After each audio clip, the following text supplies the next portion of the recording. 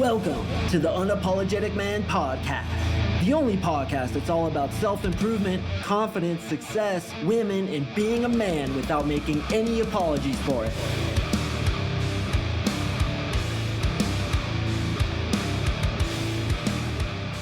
What is up, you legends? Thank you for tuning in to another episode of the UMP. If this is your first time listening, welcome.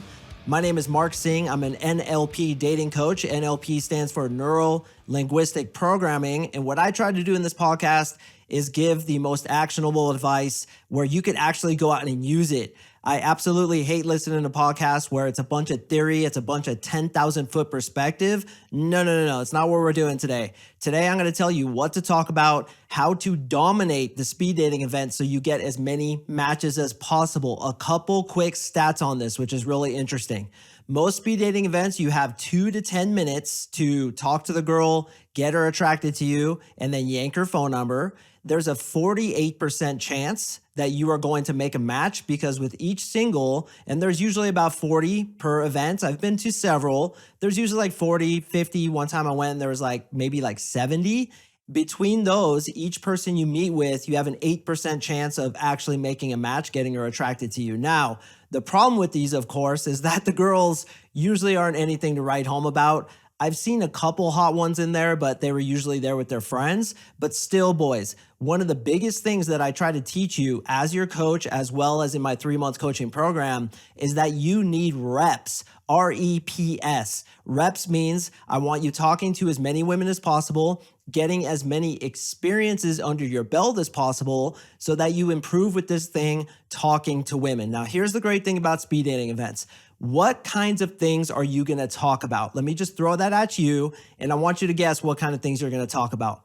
Let's say you meet somebody in line as you guys have to wait about 10 minutes to get to the front of the line. What are you guys going to talk about?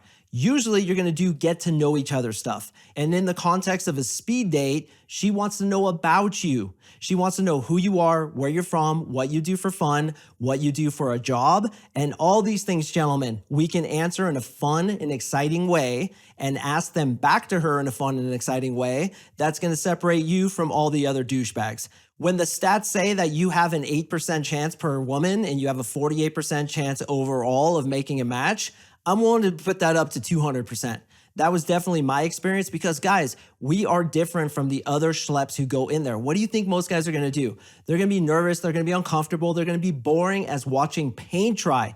Gentlemen, we need to be that dude who's different from all the other dudes so that every single chick is thinking about us and hoping that you, yes, that's right, you, text them back. I want to differentiate you guys from the rest of the sea donkeys. I want you to be that legend that's launching a fusillade of championhood off the starboard bow who every girl's thinking about when she goes home. That's what we're going to create for you today. Before I jump into the content, just a couple super quick announcements and then we'll get into it. First one is, guys, I keep getting hit up by copywriters. Do you know what a copywriter is? It's a guy who writes sales messages, he writes emails, and sometimes he writes blog posts. Literally, it's insane. Every day I get hit up by about 10 of these dudes who are like, I want to write your newsletter. Do you have a newsletter? Do you have a certain blog that you're doing? Why aren't you putting out copywriting? And I'm like, yo, I'm sick of it. But truth is, I kind of do need some newsletters. I need some emails to send out to my boys because I haven't really been on that. I've really been relying on the podcast, which I will say has been delivering more than I can handle as far as clients are concerned. But I need newsletters to be written. So here's what I want to do. If you're interested in my content, and clearly you are since you're listening to this, I'm looking for somebody who will trade coming into my coaching program, my 3-month coaching program. You get all the NLP, all the lessons, all the coaching calls, everything. And I want to trade that with a good writer who's willing to write my newsletters, who's willing to set it up in Aweber, that's my email client, and dial it in so that I have something to communicate with my boys with. So if you're a writer and a good writer and you want to come into my program, I'm willing to barter that with you. Do not, please, send me an email and say, I don't want to get in your program, but do you want some writing? Bro, I get hit up fucking 10 times a day by these dudes. No, I don't want the writing unless I can trade for it. My coaching program, which you should know is several $1,000s to get into. But dude, I turn guys into girl magnets. So if you like my content, if you resonate with me and you want to learn more, then hit me up. We'll talk. And I kind of think this is brilliant because as you go through the program, you'll write newsletters exactly about what I'm teaching you, huh? Pretty fucking smart. On that note, gentlemen, and I'm almost a little afraid to say this, but I'm going to say it. I will barter other things as well. Just don't hit me up and be like, bro, I got a burnt out couch and a 1992 Honda with a brown door and a burrito decal on the hood. Would you be willing to trade that for the coaching? Bring me value, boys. If you want to trade something, I may be open to it. So that's first announcement. Second announcement, and this is really quick. Come back on Monday. I have a gigantic announcement, as I'm apt to do lately, making these announcements to share with you guys on Monday. That's literally 4 days away. So please come back. I'm going to drop a sick episode. You have to come back to see what it is. I have a huge, amazing, enormous, astronomical announcement that I cannot wait to share with you guys. I'm so fucking pumped on this. Been working on it for several months. I'm going to reveal it like a hot girl revealing her titties for the first time to you fucking champions on Monday. So come back, you idiots. I cannot wait to share this with you. So gentlemen, speed dating event. First of all, you see donkeys. Get yourself dialed in. You want to run a tight battleship. You want to bounce quarters off the bed. You want to launch that fusillade of championhood off the starboard bow. And I want you to get laid so much that you're going to be getting home consistently at stupid o'clock. That's how late you're going to get home because you're constantly getting sex. So get yourself dialed in. Look good. What looks good? In my opinion, you could do two different things with the shirt. You can wear a t-shirt that fits you really well and such as a leather jacket, or you could do a collared shirt, not buttoned all the way to the top, have it open. If you have some biceps, make it a short sleeve and flex up a little bit. Then I want you to wear a nice pair of jeans, maybe a nice pair of boots, a belt, take a goddamn shower, pluck your nose hairs, shave your unibrow, and shave your fucking 1970s bush down below. All right, what looks taller? A sheep standing in 2 feet of grass or a sheep standing in 2 inches of grass? Think about that one, boys. Shave the Spartan, get your shit dialed in. The better you look, the better you feel.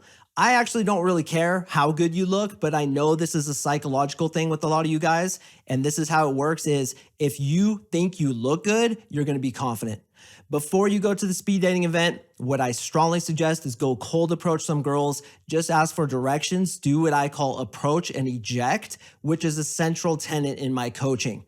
We avoid rejection because we eject before she can reject. And this is the way I get guys who are extremely fearful of getting rejected over their fear of rejection because I have them approach and eject. You just ask simple questions like, hey, where's Starbucks around here? Hey, do you know where the watermelons are? Where's the freeway? Is that gas pump working? It was broken last week. Simple questions. You're not hitting on them. You're just asking a question. Then you realize the all-important truth. Strangers are friends I haven't met yet, and then you get comfortable opening. So what I want you guys to do is warm up. What do you think I do when I walk into a supermarket and I see a smoking hot girl? Do you think I go right up to her and open her? Sometimes if I'm warmed up, but if I'm not warmed up, she's standing on the right, I go to the left. And I do a lap around the supermarket, opening grandmas, canyon mules, mountain buzzards, mountain trolls, and sea donkeys to get myself warmed up, and then I come back and open her. So we arrived to the speed dating event. May want to take your friend. I've done it a few times with friends. It was a lot of fun. Kind of sucked when you liked a girl and then he yanked her, but it is what it is. You guys want to feel good. I cannot overemphasize this. Feeling good is probably 60% of the battle. Why? Because people, specifically women, want to be in a better state. Women are always seeking state outside themselves, whereas men are internally validated. That's why when I see a guy who's always seeking state outside himself, such as looking for girls to validate him, looking for compliments, looking for people to like his Instagram posts, I know he's insecure and in his feminine energy. So we want to go in and give masculine energy, which is simply feeling good. Now, you may ask me, how do I feel good? You just choose to do so. This is something that we have the power as humans to do. You can change your state like that, just that quickly. A lot of times, though, it feels good to feel like shit in a weird way, so we don't change our state. But if you simply decide to feel good, you will feel good. And that's what you got to do when you go in. All right, so you go into the event, mingle a little bit. I try to open girls before, but sometimes they separate them. So we're gonna get now into what you do when you sit down with the girls. And you're gonna do the same fucking thing, rinse and repeat. This is how effective it is. Now, a lot of you guys have heard me talk about in my coaching, the 3-step answer to when a girl asks you standardized questions. What are standardized questions? They are, what do you do for work? Where are you from?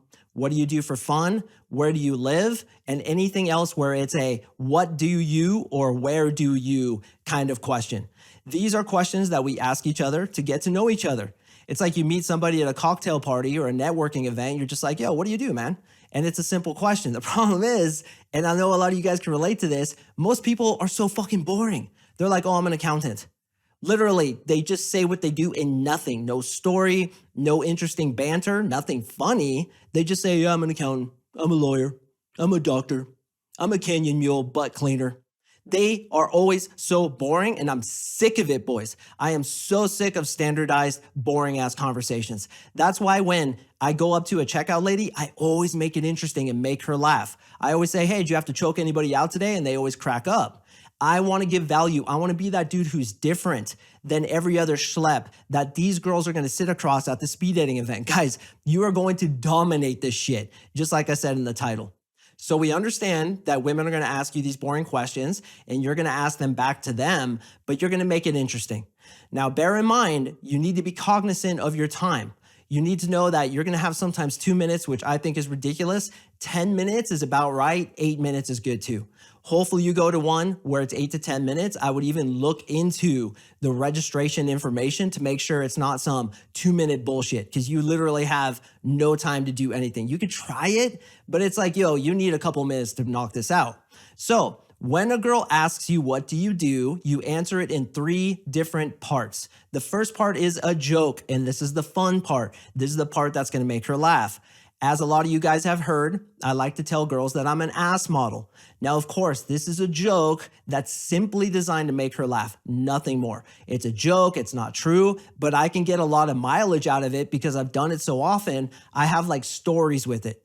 So here's typically what I say. I say, yeah, I'm an ass model. And she's like, what, are you serious? I'm like, yeah, this ass right here is famous on 7 continents. There's actually a picture of my butt, lubed up, of course, in Times Square.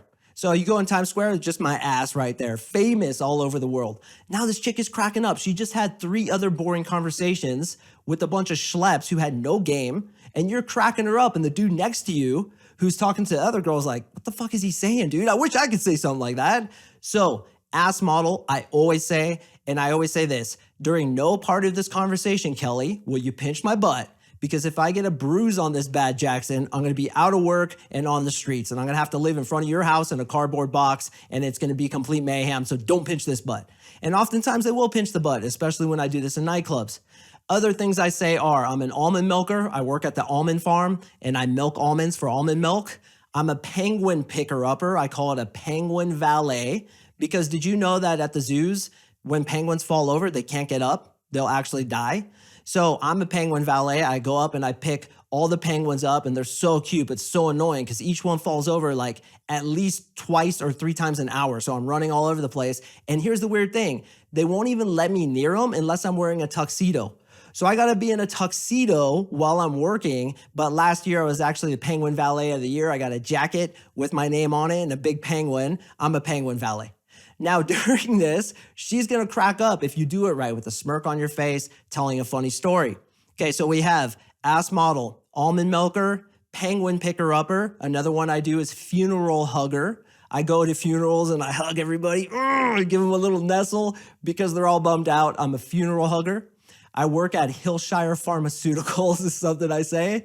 And this came from my client, Trenton. What is up, Trenton? Fucking legend. I'm a sex doll tester. I thought that was so funny when he said it, man. I lost my shit. So you say something funny, whatever's funny to you. Backflip expert, water bottle squirter at NASCAR. You change the urinal biscuits at the high school. Whatever you think is funny, that's what you say. And then you have like a little story behind it. Second thing you say is the truth. Okay, you simply say what you are. You say, I'm a lawyer. Okay, if you're a lawyer, that's it. So first you say, I'm an ass model, joke around. You say, no, I'm just kidding. I'm actually a lawyer. You know, it's funny the other day, and then you tell a very quick story. Especially in the event of a speed dating event, you got to be quick. The story should include high value traits about what you do. And best of all is a story about you overcoming some adversity to become what you are. A lot of you guys know that I'm an NLP dating coach. NLP, of course, is neuro-linguistic programming.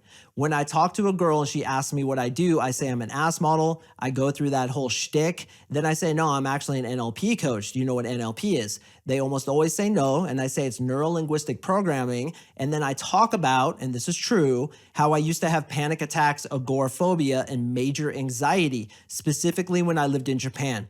I was a translator for a while in Japan. I also taught English in Japan, and that's what I did. And I used to have panic attacks. So what I did is I contacted an NLP coach, and literally within just a couple sessions, he got me over my anxiety to a point where now I'm teaching other guys how to do it. So guys, look at all the value I just packed into literally 1 minute. First of all, I totally made her laugh, which is important. Girls want to have fun. Second of all, I told her what I did, but I just didn't say I'm a lawyer, I'm an accountant, I'm a barista, whatever it is. I made it interesting by saying how I got to that point, and preferably, gentlemen, you overcoming adversity or being inspired by adversity to become what you are. And this is what I work on with my clients when they come into the program. We work on how to deliver this story of what you are so that it's interesting to women and shows all those attractive qualities: overcoming adversity, having perseverance, being ambitious, being passionate about what you do. And this is how we wrap it up into literally a 1 minute freaking dog bite that you chuck into her mouth, and then it's bing, attraction hot switches. Quick note about the what do you do thing. If you have a shitty job and you're working towards something else, let's say you are a barista, but you want to be an engineer and you're working towards that, talk about what you're working towards and what your dream is, because your dream to be XYZ is just as attractive as if you're XYZ already. So make note of that. The next part of this is asking her the same question. So you can either start with her asking you or you ask her, which is actually more likely. So you sit down and you're like, what's up, Amy? Nice to meet you. What do you think about these speed dating events? They're a little tense, aren't they? And she says, yeah, they're a little bit tense. And notice what I'm doing here, guys. I'm building some rapport with her on a common struggle. The common struggle is this is kind of awkward, these speed dating events. And then I might say, yeah, my friend dragged me out here. How about you? And she's like, oh, my friend wanted to come, blah, blah, blah. And then you kick off into the questions. So I'll usually ask them the questions first, because the essence of frame control, which if you don't know what frame control is, I know I'll get some new listeners on this. Definitely look that up. The essence of frame control is to essentially lead the conversation. So you're probably going to ask her first what she does. So I'd probably say something like, okay, I'm going to kick this off. What do you do for a living? Actually, let me guess. You are an ice cream man, aren't you? Joking, having a smirk on your face, a little wry smile, W-R-Y, as I often say. If she laughs, great. If she doesn't, well, she might be uptight. So uptight, you stick a lump of coal up her ass, you'll have a diamond in 2 weeks, as they said on Ferris Bueller's Day Off, if you've ever seen that movie. So I kick it off by saying, let me guess, you're an ice cream man. And then if she laughs, I'll say something like, you know what? I really like mint chocolate chip. So though we just met each other, if you bring me a gallon of your best mint chocolate chip, you just won. You just beat out all these other ladies. Because the lady over there, she offered me 2 gallons of Oreo ice cream, and that had me pretty going. But I like mint chocolate chip. And she's like, ah, ha, ha, stupid. Stop being dumb, whatever. Then you say, no, really, what do you do? Then she says what you do, and then you could do 2 things when a girl tells you what to do. You could say, what inspired you to become that? Do you have a crazy story about something that happened? What's it like to be that? Or if it sucks, I like to make up stories about how she takes revenge on people. I met a girl once who worked at a tow yard. So I was teasing her about how she keys all the cars. She steals the money out of the center consoles. She's really mean to the cars, and like a mean worker there who's at the window and just like mad dogs everybody. And funny side story, my boy got his car towed, and literally a guy took a shit in the passenger seat, dude. There was a big honking brown dump right on the passenger seat. So we were laughing so hard. He wasn't laughing, but the rest of us were. So tow yards are sketch. So if she works a job that's kind of ghetto or kind of sucks, you can make up a funny story about how she takes revenge on people. And then what I like to ask in this context too is, if you could do anything without any chance of failure, what would it be? If you could do anything without any chance of failure, what would it be? My God, girls love that. It goes in line with the questions of, if you had $90 million, what would you do with your life? If you could leave right now to anywhere in the world, where would you go and why? If you could have lunch or dinner with a certain famous person, alive or dead, who would it be and why? And these two are questions you can throw in. So what I did is I asked her, what do you do for a living? Made a joke, then said, no, really, what do you do? Then either I took it in the direction of building rapport by saying, what do you love about that? What inspired you to be that? Or I go in the direction of making another joke that, yeah, that job kind of sucks. Do you ever take revenge on people? Then I ask her, what would you do if you had no chance of failure? Guys, just that, you're getting a phone number. Now we talk about, what do you do for fun? Okay, if you guys can't answer this in a fun and interesting way, I can help you. You should know by now that it's a 3-part answer. You say something totally silly and stupid. If she grooved and she jived with that ass model thing or the funeral hugger thing, if she laughed and she liked it, then do it again. She's like, what do you do for fun? And you'd be like, you know what? It's really crazy. I don't really want anybody to know about it. As you look around, I actually mastered night hearing about 2 weeks ago. So it's incredible. I just go out at night and I listen to things because I couldn't hear at night for so many years, but I finally got it. I got night hearing. No, real talk. I actually really enjoy surfing.